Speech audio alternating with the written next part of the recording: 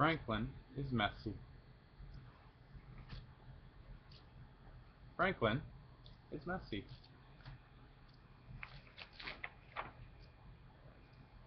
Franklin could count forwards and backwards. He could zip zippers and button buttons. He could count by twos and tie his shoes. But Franklin was so messy that he could hardly ever find his things, even special things.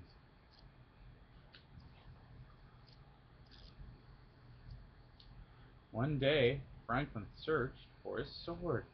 It was special because he had made it himself from cardboard and wood and string. Franklin needed it to play knights in armor with his friends.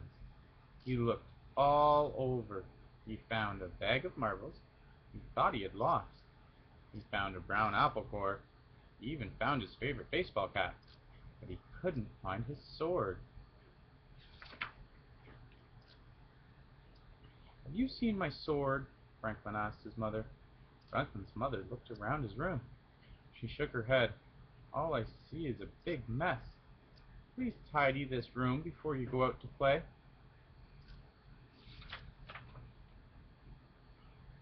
Franklin muttered to himself, "Why all the fuss about a little mess?" He had more important things to worry about. He might miss playing knights. Franklin hurried. He opened his closet and heaped an armful of books inside. He piled all his blocks in the middle of his room. He threw his cap in the corner and put the apple core in a drawer. "All done," he said to himself. Still, he hadn't found his sword.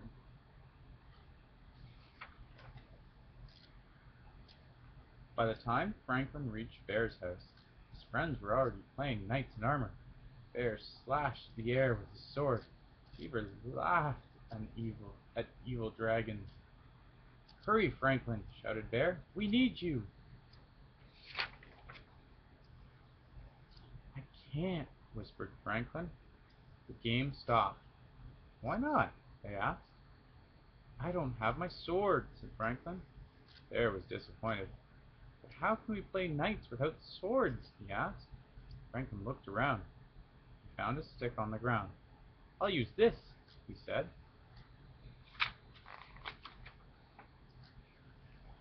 They fought dragons all afternoon. "Tomorrow," said Franklin, "I will have my own sword. Then we can save Lady Beaver from a fire-breathing dragon. We are courageous, Sir Franklin and Sir Bear." Beaver slapped her tail down hard. "I don't want to be saved. I want to be a brave knight too." "All right," said Franklin. "You can be Sir Lady Beaver, and together we will save the king." "You'll need your special sword," said Bear. "Of course," said Franklin. When Franklin got home, his father was annoyed. "I found this in your drawer," he said, holding the apple core. "That's not where it belongs. And I found this cap on the floor. That's not where it belongs either." Franklin threw the apple in the garbage and hung up his cap. Why all the fuss about a little mess?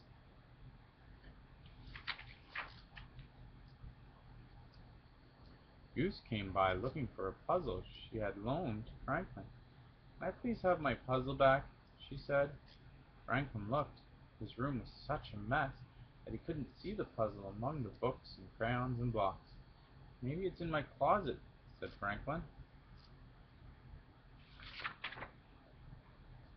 Franklin opened the closet door.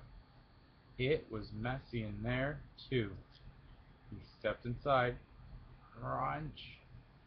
It was a very loud noise.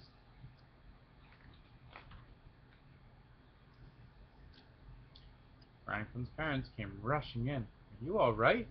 they asked. "I'm all right," said Franklin, "but my sword isn't." He held up the shattered pieces. "What a mess!" Franklin said sadly. "Maybe you need more places to put your things," said Franklin's mother. They found boxes in the basement. They painted them and named them toy box, puzzle box, costume box, lock box. They put books on the bookshelf. Then They put a special hook on the back of the door for a new sword. The tidying up took a long time, but it wasn't so bad because Franklin found lots of things he thought he'd lost. Goose's puzzle, his own favorite purple crayon, and enough cardboard, wood, and string to make a new sword, and even a shield. The next morning, Franklin dressed in full armor. He was especially proud of his new shield. It said, "Sir Franklin, loyal and brave." "Sir Franklin," said his mother, "I think you forgot something." Franklin's mother whispered in his ear. Franklin smiled. They took a crayon and added 2 more words to his shield.